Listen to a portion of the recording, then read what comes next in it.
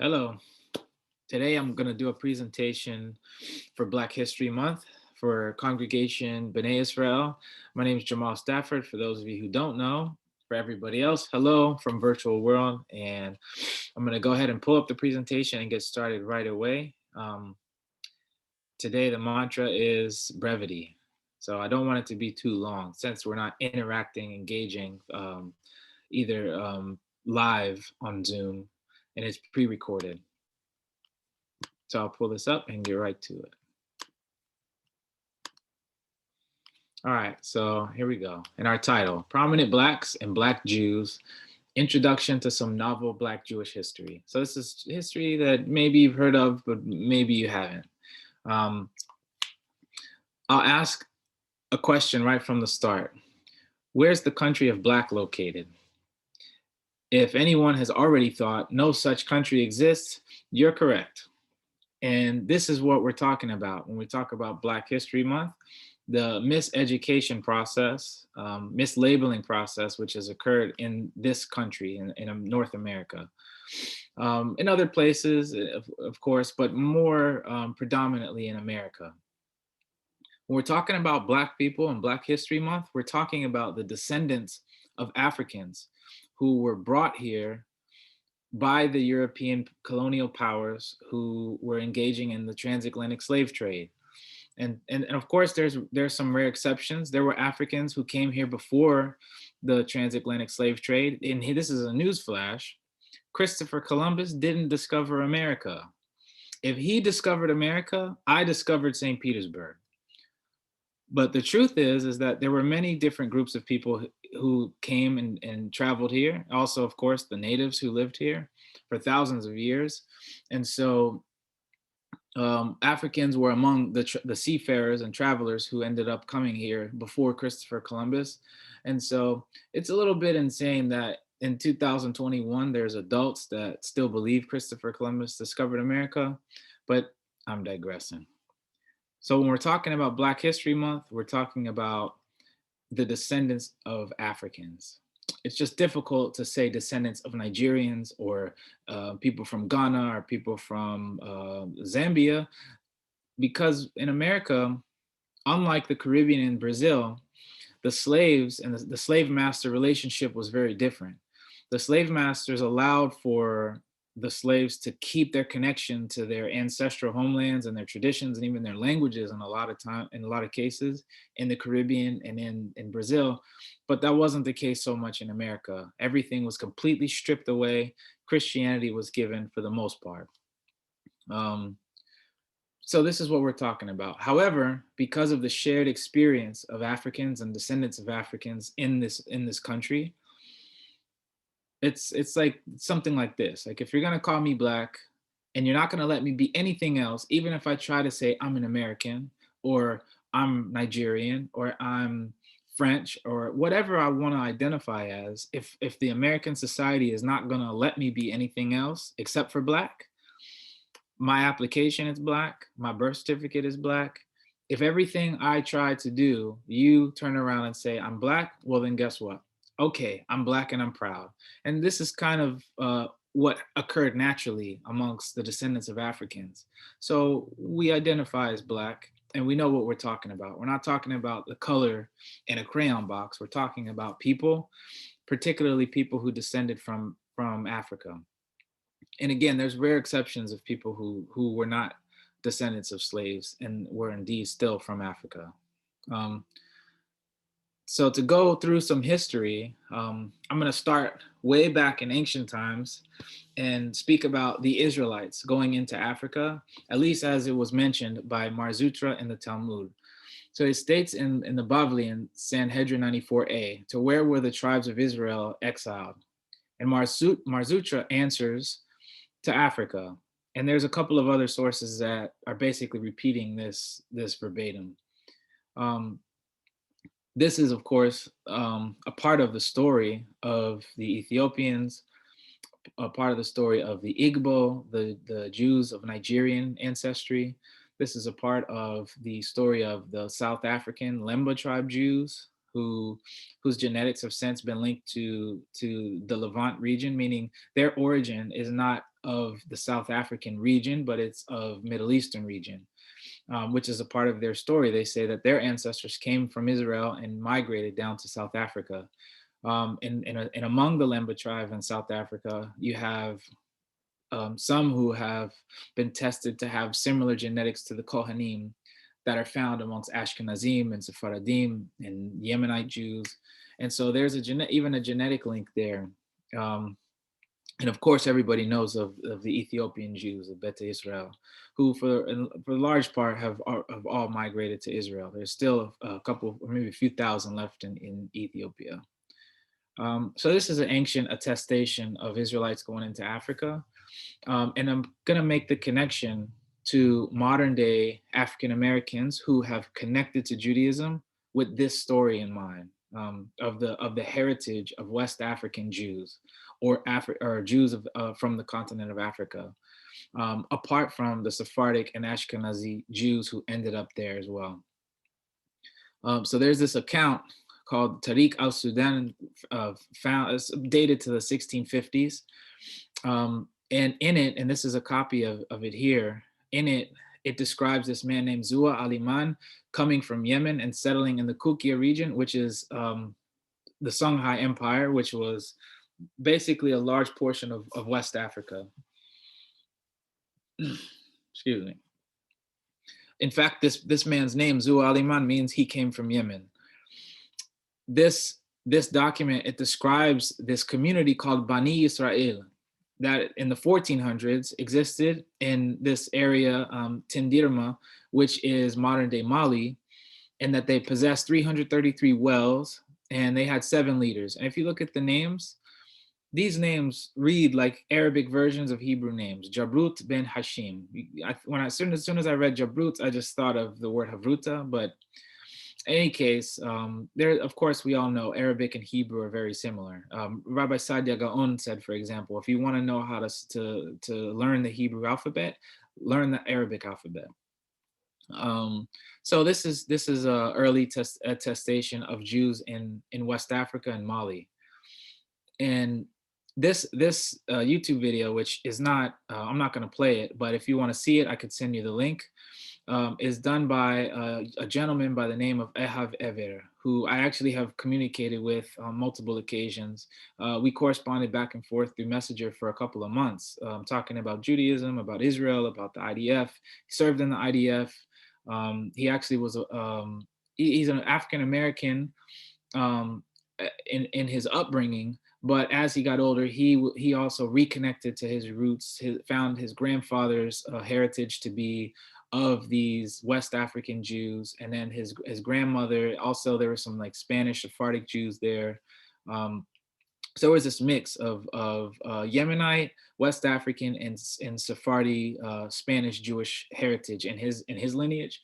So he reconnected to that, and he eventually went through the process of Gior, and has since went and served in the IDF, and lives in Israel. He lives in a Yemenite community, and I actually have a personal friend of mine that knows him personally, and they speak, and so they know each other personally. And my friend has basically explained to me about this gentleman here, and so I watched the video, and it's very interesting, and it basically talks about this document, because the gentleman Ehav Ever is actually able to read it.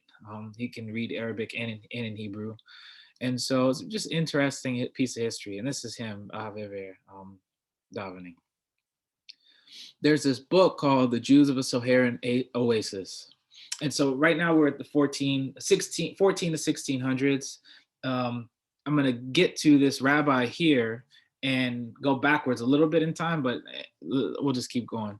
So there's this book called Jews of a Saharan Oasis, Elimination of a Tamantit Community, not to be confused with Temani, like Yemenite, but Tamantit, it was a region in like South Central Algeria. It was written by a man named John Hunwick, and he states in the book, Scottish explorer Mungo Park traveled through West Africa in the late 1700s and was informed by an Arab man of many Arabic-speaking Jews in Timbuktu. Timbuktu is, of course, like Mali, West Africa, and their prayers were similar to the Moors. If anybody knows about the Moors, you know there were a mix of Berbers, so indigenous North African Berbers, Arabs and Black Africans from like Sudan or Egypt, Ethiopia, going up north to Sudan and Nubia, up to Egypt, and they made up a bulk of what's considered the Moors. And in history, it's been said about the Sephardic Jews and the Moors that they lived so closely together that you could quite often be speaking about a Jew when using the term Moor. And so this Scottish explorer kind of gives an attestation to the closeness of the communities there, of the Arabic speaking Jews in Timbuktu and the Moors whose prayers were similar. The next item here on the presentation. Now we're skipping to the 1800s as far as the time period of this rabbi. Rabbi Mordechai Abi Sorar, who writes in French this document where he's speaking about his community and he's speaking about the communities there in West Africa. And this is said to be the last rabbi of Timbuktu, who lived in the 1800s. He writes in this document about the Jewish communities there, and he said that they've been there since the 7th century. So this is going back to the 600s, that Jews were in West Africa. And of course, we know with Jews, when they go, whether it's by force or by choice, in exile into other regions of the world, of course, they maintain their heritage and their culture within the communities, but they also absorb native populations. And this is really the only way to explain how, if anybody asks you today, what does a Jew look like? Nobody could say what a Jew looks like because there is no Jewish look. You have Jews today who look like Europeans. You have Jews today that look like Arabs. You have Jews today that look like Africans. You have Jews today who look like people from India. You have Jews today who look like Chinese people, because everywhere Jews went, they absorbed into the native populations or absorbed the native populations into their communities and married them and converted them. And so, and same with in Yemen, you have Jews who look like people from Yemen. And so obviously at some point that stopped, and then you had practices like endogamy, for example, where they only married within each other to maintain some type of ethnic purity or some type of continuity within just marrying other Jews. And this is of course due to how you view halakha. If And also external factors like Jews in European countries, for example, maybe weren't able to engage with the society outside, while Jews in certain Arabic countries maybe were more prone to mingle with the outside world, outside of the Jewish community. And of course, those are just general statements that don't always apply in either place. But the point is that this rabbi here speaks about the Jews who lived in West Africa going all the way back to the 7th century. And so, of course, you would recognize over time that the population of Jews would start to take on the characteristics of the native population over time, such as a period of time that they were there. And so this is a picture of his house, and it's his house, and it was the synagogue. And so Rabbi Mordechai, he describes the Daggatun people, who by all accounts, all historians, academic research would suggest that the Daggatun people were a Jewish nomadic tribe, meaning they were Jewish in origin.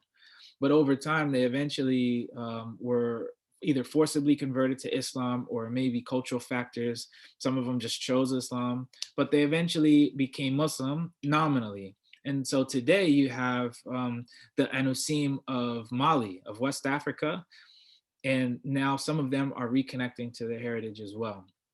And this is actually touched on in this video by Ehavever, the Anusim of Mali. But this community of Jews are spoken about by Rabbi Mordechai Abi, and he talks about the Daggatun people. And what's more interesting is that he says that these people who lived in tents resemble the Berber Tarawigs. These are two pictures of Berber Tarawigs, and they're called that because of the Tarawig. It's supposed to be a word that signifies the blue tint of their skin, and their skin actually has this bluish tint to it because of the dye that they wear every day. they are very into creating garments that are made out of this beautiful blue colored dye, and it eventually affects their skin. Rabbi Mordecai describes the Daggatun people, the Jewish nomadic tribe, and says that they resemble these people. So if you look at these people, you can see these people are clearly uh, of what people think of when they think of black. It's like African, and I don't mean transplants. I mean native to the region. And that's just an interesting fact. This word here, kel tamakesh, tamashek, is what these people, the Tuaregs, call themselves. So that was just a note I put for myself. Anyway, he goes on to say that they, meaning the Daggatun, the Jewish nomadic tribe, that they are fairer in skin complexion than the generality of African Jews. So he goes on to say that these West African Jews are even lighter than the other African Jews that exist. And so if these people here, if they resemble these people, are lighter than the other African Jews, you can imagine the melanin count of these other African Jews that Rabbi Mordecai is describing. And one thing I want to state is this presentation is not for the sake of emphasizing skin color. Skin color is just affected by the amount of melanin you have in your skin or lack thereof. That has nothing to do with a person's essence, their soul, their character, nothing.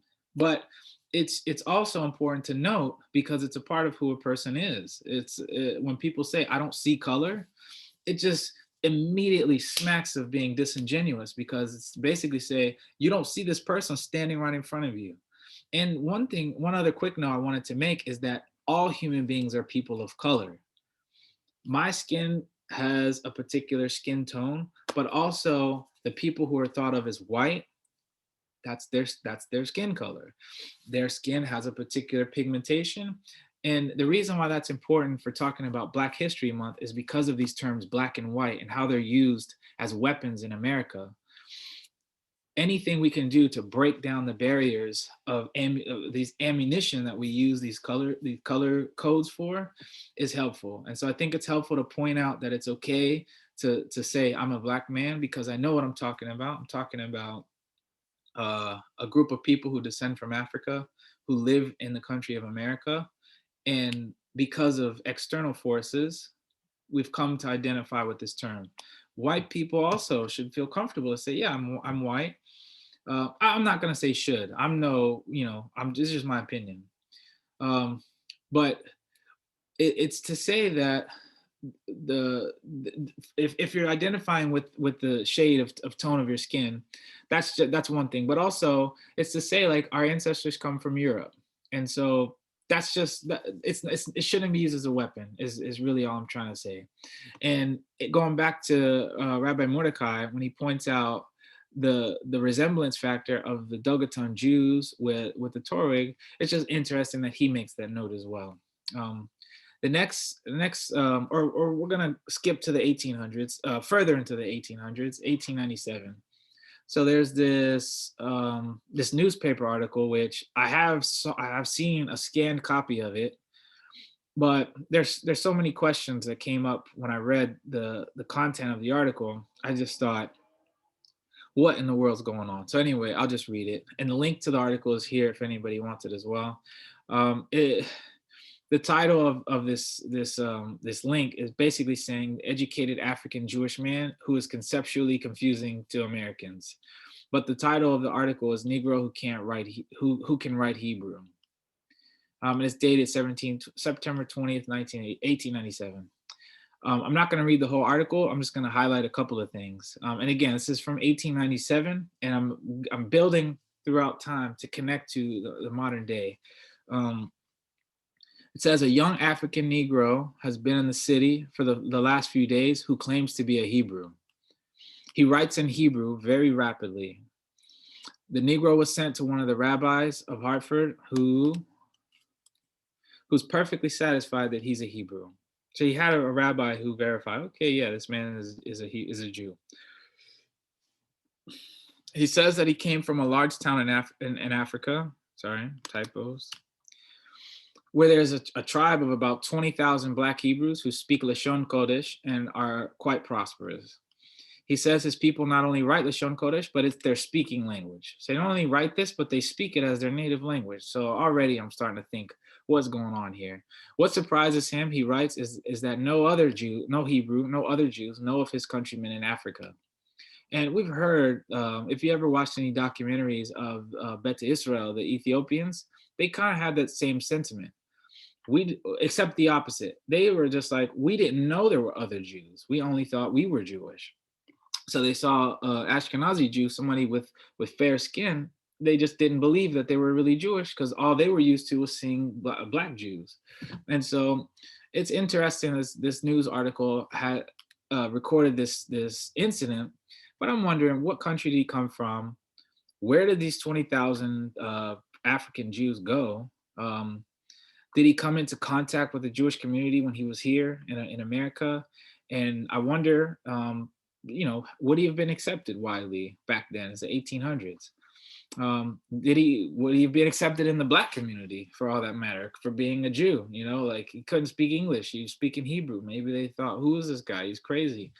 But those are just questions I had. And so all of that is to say that there are Black people in America who are desiring to reconnect to this heritage, which was once thriving, which was known, but either through Muslim conquest or colonialism or the transatlantic slave trade, all that heritage was stripped away, and the descendants of African Jews, there's no way to know for sure who is actually descended from that place. But there are Black people in America who feel that connection to Judaism and know about this history, and they want to reconnect to their heritage and their perceived heritage, to say, this is where my family came from. My family came from West Africa. Maybe this is where my ancestors came from. And so they reconnect to Judaism, and that's kind of like a doorway to kind of open them up, to make them feel a little more at home. At times it's not easy for converts. And so anything a convert can do to feel that connection and feel like a reduction of imposter syndrome, I think all converts go through that on some level, whether it's small or large. But in any case, these Black Jews that I'm going to talk about now actually had interactions with the Black community in America. So that's really the point of the presentation. At this point, we're at the early 1900s, and Marcus Garvey, who, this is one of the prominent Black figures in America, especially when we think of Black History Month. We think about Martin Luther King Jr., we think about Malcolm X, we think about George Washington Carver, we think about Sojourner Truth, we think about Rosa Parks, Nat Turner, Muhammad Ali, all these figures we think about. But Marcus Garvey is probably among the top figures that Black Americans across the country think about, because of his push for being strong in your pride about being not just Black, but African. Returning back to this essence of being African and reconnecting to the land, or the heritage, the traditions, the principles that are taught there. There's different African proverbs, and even going so far as saying, we're going to leave America and go back to Africa. And he was a big proponent of that. And so a lot of African Americans ended up following suit and going to Africa. A lot of his ideals were taken to fuel the Rastafarian movement in Jamaica. He was Jamaican, and he was from Jamaica, and the organization that he started and founded was founded in Jamaica in 1914. And then he took it and started a chapter in New York with this gentleman here, who is, believe it or not, a rabbi. A majority of the information about him comes from this website, blackjews.org. There's a board of rabbis that facilitate this organization in these communities that are all throughout New York and Philadelphia, Chicago. One of the most well-known rabbis is, I'm sure a lot of you have heard of him, Rabbi Capers Funyeh. who was the first cousin of Michelle Obama. He has his congregation in Chicago, which welcomes Ashkenazi Jews, Sephardic Jews, B'nai Anusim, any level of observance, and it's a thriving community. So Rabbi Capers Funya is also associated with Black Jews, but I have a couple of friends who were a part of communities in this organization as well, and so they kind of attested to me that the information that they're putting on their website is valid, at least from the perspective of their historians in their communities. Rabbi Josiah Ford was born in Barbados and was born in 1877 and died April 23rd, 1877, and died September 16th, 1935. He was born as Arnold. He was a Black nationalist and an immigrationist, just like Marcus Garvey, meaning he believed that Black people should connect with each other on a national level, and which meant removing this term Black and accepting the term African or Ethiopian is what he chose. And to go back to Africa, which is what the emigration has pushed. He asserted that his father's ancestry could be traced back to the Levine. And this is how he grew up. And according to them, their family grew up with like kashrut, kept Shabbat. There was some level of ritual, taharat mishpacha, the family purity laws that they kept. But there was a mixture of Christianity in there at some point, and eventually it dropped away, and they just stuck to what they would, I guess, that they would consider at the time as the Old Testament.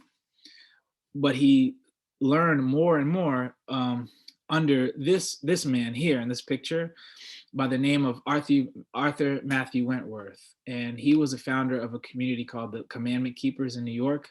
This was the late 1800s, early 1900s. There's a little bit of controversy up there in New York around the Commandment Keepers, because this is the way it was described to me. In the late 1800s, early 1900s, people like Matthew Wentworth were trying to reconnect to Judaism. A lot of these people had learned about the history of West African Jews. They connected strongly to the stories of the Exodus and to the prophets in the Tanakh. But then when they learned about the history of Jews in West Africa, it was this spiritual awakening that was happening in them. And so they felt maybe we could be descendants of these people. So they tried to gain as much information as they could from actual rabbis and in the Jewish community. But this is the early 1900s. Racism and prejudice is more out in the open and accepted at the time. And these are Black people walking in to these predominantly white spaces. And I don't think that they were just so welcome with open arms for probably for many reasons. But they did continue to try, but I think at some point they felt like, well, we have to keep doing what God told us to do. So they kept learning and growing and being observant. And by the time the 60s came, a group of rabbis went to their communities and said, hey, we'll do a mass conversion for your community. And at that point, they said, we've been doing this all along ourselves. Thanks, but no thanks. And they rejected it. And so there's controversy there of the halakhic status of these people in these communities. And it's complicated, but in any case, a lot of them have actually gone through the process of a halakhic conversion, and some of their communities have actually joined under established Jewish organizations. And like I said, Rabbi Capers Funya is actually a part of facilitating and governing these group of communities that are out there up north, up in New York. But in any case, this is the school of thought that Rabbi Josiah Ford comes from. And again, he learned under Matthew Wentworth. Josiah Ford, while he was growing up, his parents had him learn the harp, the violin, and bass. He studied music theory, and in 1899, he joined the musical corps of the British Royal Army, where he served on the HMS Alert. So he was in the military, served in the military, he learned music, and he came to America in 1910, where he met Willie the Lion Smith, and I'll talk about him in a second. Interesting character. the work that they did together, Josiah Ford and Marcus Garvey, is that they founded the New York chapter of the UNIA, which was the Universal Negro Improvement Association. I mentioned that before about Garvey, but Josiah Ford was a part of that. There was three others that were a part of it. There was Samuel Valentine, Nancy Paris, and Josiah Ford. They basically were a part of the core of the leadership, but these were three Hebrews. They considered themselves to be Hebrews. They studied religion together. They studied Hebrew, and they actually held synagogue services at the headquarters of the UNIA. So Marcus Garvey has his organization, and he's having a group of his leaders facilitating synagogue services. So this is an interesting early 1900s history that's happening here, which is not so well known. Garvey himself, the prominent stances that he took was unity of Africans and the African diaspora. So his connection to the land and people. He campaigned for the end of the colonial rule of Europe. And then he pushed for what was considered Black ethnic purity. A lot of these ideas as Jews, we can, even whether it's on the surface or on a deep level, we can understand it because there's this connection to the land and your people. We understand that. When it comes to the end of colonial rule, I mean, there's all of our history about the Romans and the Greeks, we understand. And so even if certain political figures have all of the baggage around them, we understand the sentiment. And so, and also this push for Black purity, for Blacks to marry other Blacks, we understand when it comes to Jewish law that we have something that's similar. And so it's just to point out that a lot of these ideas are human. Humans feel more comfortable around others that they recognize and that they feel more comfortable with. That people who look like them, or act like them, or eat like them. And so I guess the only problem with that is if you get so isolated, everybody becomes the proverbial other, and you don't get to know people, and you become afraid of them, and then you start to demonize them because you don't know anything about them. So there's a balance of maintaining your connection to yourself and your people while also interacting with the world around you. And I think this exaggerated form of isolation can produce negative factors at times when it's exacerbated by oppression, basically. And so I think that could have happened. I won't make a judgment call either way, but this is one of the factors, one of the stances that he took and was well known for and championed in the Black communities throughout America. He did receive criticism about against the Jews from other Africans in the diaspora. So there were other Black people who felt like he wasn't friendly enough to the Jewish people. I don't think he was a proponent of Zionism. I'm not 100% sure, to be honest, so don't quote me. But there were other Africans who gave him criticism. And the reason why I wanted to bring that up is to show that Blacks are not monolithic. And that's important to note because there's no such thing as like Black culture as in one way to be Black. There's Black culture in music, in academia, in family, in religion, tradition, sports. There's a lot of different ways to be Black, just like there's a lot of different ways to be any kind of people group or spiritual tradition or ethnic, whatever. There's no such thing as a monolithic group of people. There's certain features that you can find across the board, but that doesn't define a group of people. This is a quotation from an Israeli professor, Professor Benjamin Neuberger, in his paper he wrote called Black Nationalism, Jews and Zionism. And this is from his paper, he says, his people had been taken into slavery and exiled, like the Jews in Egypt and Babylon.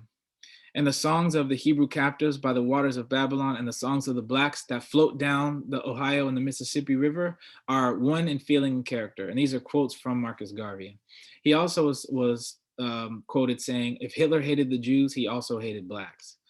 So these are quotes from Marcus Garvey. Going back to Josiah Ford, he put together the national Black anthem titled Ethiopia, which stressed stress pride in African heritage. He was a part of the organization's adopting of the red, black, and green flag, which I put a picture of it here. So when everybody sees this flag, different thoughts may come to their mind, but this was the flag adopted by the UNIA for a symbol of pride in their heritage, being Ethiopian. And he also wanted to adopt that as a term for blacks that would replace this term Negro that was used of blacks back then, as a general reference to people of African descent. Because if you know anything about old maps before colonialism, Ethiopia actually made up a large portion of the continent of Africa. He used the verse in Tehillim 68:32, Ethiopia shall stretch out her hand to God, to be interpreted as applying to their efforts. So he was a scholar in Tanakh in his endeavor. And when it comes to synagogue life, in 1924, he established Beth B'nai Avraham in Harlem. I don't know who this Jewish scholar is, but this is what they have on their website. Says that this Jewish scholar visited their congregation and described the service as a mixture of Reform and Orthodox. So maybe conservative, maybe conservadox, I don't know. But said when they practice the old customs, they are seriously Orthodox. I don't know what that means. I'm probably going to look for more clarification, but this is what they have on their website. But and again, this is the 1920s. So, everything is documented now. Instagram, Facebook, Twitter, every little thing gets recorded. So maybe if he were alive today, we would know exactly what that meant. Next up in our presentation is Hazan William Lyon Smith and his interaction during the Harlem Renaissance. And this is his business card. He went by the Hebrew Cantor. He knew himself to be Jewish. He actually was said to have spoken Yiddish. And he has a well-known song. Actually has a lot of songs that are recorded on YouTube, but one well-known song, Naka Bissell, it's on YouTube if you want to listen to it. But he's singing it in Yiddish. The connection there is, of course, this Black Jewish man, Willie Smith, and the Harlem Renaissance, which was as follows. For those of you who don't know, the Harlem Renaissance was an intellectual revival of African-American art literature centered in Harlem, Manhattan, New York City, spanning the 1920s, and influenced the growing similar renaissance of Black writers from African and Caribbean colonies who lived in Paris. So its influence spread, and I would make the case that the Harlem Renaissance was a part of the trajectory of the music that we have today, which hip hop is the #1 genre of music in the world, hands down. It's in movies, it's in commercials, it's in video games, it's at sports events. If you look at the charts, usually it's hip hop that's always up at the top. And of course, there's a lot of junk hip hop, and I don't like everything that I hear. The point is the expression of music that is coming from the spirits and the pain and the success of descendants of Africans is what produced this world-changing genre of music. And I think the Harlem Renaissance had a lot to do with bubbling up before it exploded over the pot, so to speak. He worked with these other two gentlemen, James P. Johnson and Fats Waller, and they created this style of piano called Harlem Stride. What's more significant is that he was a mentor to Duke Ellington and to Dr. Billy Taylor, both amazing, prolific jazz musicians. When it comes to his synagogue life, he had a bar mitzvah at 13, and he was actually the cantor of the synagogue started by Josiah Ford. Skipping ahead into history, we'll bring up Amari Stoudemire, whose Hebrew name is Yehoshaphat ben Avraham. And we have here this African proverb, each one teach one. I'll talk about that in a second. When it comes to his accolades, if you follow the NBA, he dominated in the NBA, but he also was an Israeli basketball player, and he's currently a development assistant for the Brooklyn Nets. He was Rookie of the Year in 2003 with the Phoenix Suns.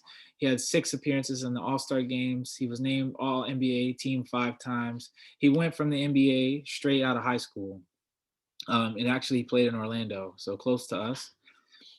These are the teams he played for: the Phoenix Suns, Dallas Mavericks, Miami Heat, Hapoel Jerusalem, China, and then finally he was in Maccabi Tel Aviv. then he ended up coming back to the States recently. I want to say a couple of months ago. Um, so when it comes to Tikkun Olam, we see this African proverb, each one teach one, which is this proverb that originated in the United States during slavery when Africans were denied education. When one of the descendants of Africans would learn how to read or write, they felt it would become their responsibility to teach someone else, to spread the knowledge for the betterment of the community. This is important to re-emphasize that desire to reconnect to Africa amongst Black people in America, whether it was going back to the continent or adopting spiritual practices or just learning of the wisdom that came from the continent. And we see this here amongst Amari Stoudemire's usage of the term each one teach one, but it's a common saying. You hear people say it all the time. It comes from the heart of descendants of Africans. At least that's how I perceive it. In 2003, he started this organization, Each One Teach One Foundation, and which was to provide drinking water in different countries in Africa and more well known in Sierra Leone. His Gior process, which in his mind, if you talk to him, it was a process of return because he grew up. His mother told them that they were Hebrews, told him about the history of Jews in West Africa, but he felt like if I'm going to reintegrate into the Jewish society, if our family has been cut off for so long, then I'm going to go through the process of return. So he went through a Gior process, and it started in 2018, and it finally ended in August 26th of 2020. I mean, he has since made Aliyah, although he is currently back in America at the moment. A friend of his, Chris Smith, whose Hebrew name is Ariel Ben Avraham, also converted to Judaism by influence of Amari Stoudemire. His brother, J.R. Smith, hugely famous for being an excellent superstar in the NBA. Every kid who grows up playing basketball knows of J.R. Smith. Maybe they don't know so well his brother, Chris Smith, but in the Jewish community, he is surely going to become a well-known figure after this presentation. So he converted by learning with Amari Stoudemire. He also had an agent by the name of Daniel Hazan, and Daniel would invite him over for Shabbat dinner, and he was very intrigued, and he saw Amari wearing tzitzit in the locker room, and it just grabbed him. So he felt drawn to it, and he ended up converting as well. He was also on an episode of Jew in the City with Allison Josephs. The next figure we have, he's alive today, interesting guy, young guy. His name is Rabbi Shais Rishon, and he goes by the pen name Manishtana. This is him. And he says of himself and his family that they are observant Jews for generations, going back 6 generations. And his family came here to America not as slaves, and they were never slaves. And this is his story. He's a member of Chabad community in Manhattan, I believe. And this is a link to a really interesting interview of his family story, his endeavor in writing, because he's a writer also. And he wrote this book here, really interesting book. It's supposed to be one of those page turners. It's a novel, but it depicts life for a Black Jew in America. It's called Ariel Sampson, Freelance Rabbi, a novel by Manish Tana. The next character, step up to the stage, is a young man by the name of Zakaria Ishai Levine, aka L'chaim OG. And this is his stage name, rap name, because he is a rapper, well known in Israel. He is currently residing in Israel, but he's originally from Minnesota. And he is actually a Havruta of Amari Stoudemire. This is him as the Hagba in his community. This is them two together in Jerusalem. And so he was born in 1984 in Minneapolis, Minnesota. As a toddler, he lost his eye due to cancer. So his right eye is actually a glass eye. And the doctors told him when he was growing up, he's not going to be able to do certain things like play football, which he loved.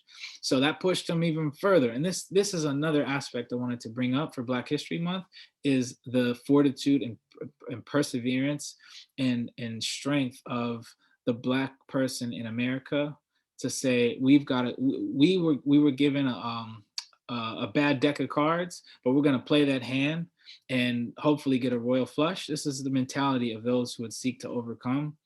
Um, this was his mentality. So they told him he couldn't play. He ended up playing anyway. He had to wear a face shield, before Corona, and he ended up at University of North Dakota, and he set records as a linebacker. And while he was there, he got his JD MBA. So this is like a Master of Business Administration for law. But if you ask him, he puts it in a couple interviews. He didn't go to be a lawyer. He just wanted to be able to maneuver in the business world. Um, just an extraordinary story. But his journey started in Milwaukee. So he went to the Beit Din there, and by then he had already developed this desire to make Aliyah from an encounter that he had with his uncle, who actually claimed to be from Israel, Israelite stock from West Africa.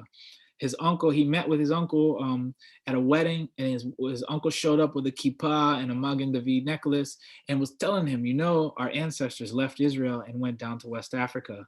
Here, take this Tehillim, read it every morning at sunrise, and that kind of set him on the path. And so by the time he reached the Beit Din in Milwaukee, he says to them, and end quote, I'm going to make Aliyah. I'm going to go to Israel. I'm going to learn the yeshiva. As long as whatever you're going to tell me measures up with that, I'm in. If not, don't waste your time. Which is not typical for the potential convert to dictate the conditions to the Beit Din. It's usually the other way around. But this is the type of mentality that he had was, I know what I'm going for, and I'm going for it. And he had that real sincere desire. And at this point, he's learning in Or Sameach in Jerusalem, and is a well-known musician, rapper out in Jerusalem. This album here is probably one of my favorite albums ever. I could listen to it front to back. The next, and this is the last part of the presentation, is excuse me 1 second. I'm gonna pause it and come right back. Okay, we're back. The last part of the presentation is the Marley Jewish connection, which is probably the coolest, my favorite. This picture here there's this concert, the old picture before COVID, 800 people, Christian, Jews, and Muslims coming together to sing Bob Marley's One Love. This is the power of love and harmony that came out of Bob Marley's music. And going back to Marcus Garvey, one of Bob Marley's heroes was Marcus Garvey, because he instilled in him the desire to take pride in being African. And it was from that fountain of being to love yourself. And if you're an African, this is who you are. And so that push to love yourself and know yourself is the fountain and wellspring which Bob Marley produced all of the music which would bring healing to many corners of the world. But it's not as well known that Bob Marley's biological father, a man by the name of Robert Nesta Marley, was actually said to have come from Syrian Jews. And so there is this connection with Jews in his lineage.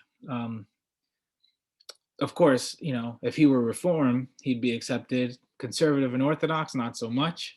Although there is an opinion in the Jerusalem Talmud that patrilineal lineage is acceptable for Jewish status, but I digress again. This is a picture of Bob Marley wearing a Magen David ring. This is one of his sons, Julian Marley, who is at the Kotel with the rabbi, and he's just spending time there. They've always had tremendous love for the state of Israel. And this is kind of a beautiful picture of Julian Marley and the rabbi together, just having a nice time. Rohan Marley, who is one of the other sons of Bob Marley, he's sitting here at this picture below with this Hasidic rapper named Describe. So they came together to promote harmony, and this is the article of the story. This is also available if anybody wants it, but this is them two together. This is Rohan. He actually runs a coffee farm in Jamaica. This is Ziggy Marley. This is Bob Marley's oldest son, his firstborn son. And this is Ziggy Marley's wife and children. And his wife's name is Orly Marley. And if anybody knows about her, they would know that she actually is Jewish on both of her parents' side. Her mother and her father are Jews from Iran, from a Persian background. And so they have Jewish children, and they celebrate all the Jewish holidays. They have a mezuzot on their doors on their house. They have a really beautiful story, and they've come together and created this beautiful Jewish family, and they are raising a Black Jewish family with love and with a lot of music in their house, I'm sure. So this is the end of the presentation. I hope that it was enjoyable. I hope that you made it through the whole hour or so it took. And yeah, just glad to present this for Black History Month. Hope you guys have a great day. Thanks again for listening. Take care. Bye-bye.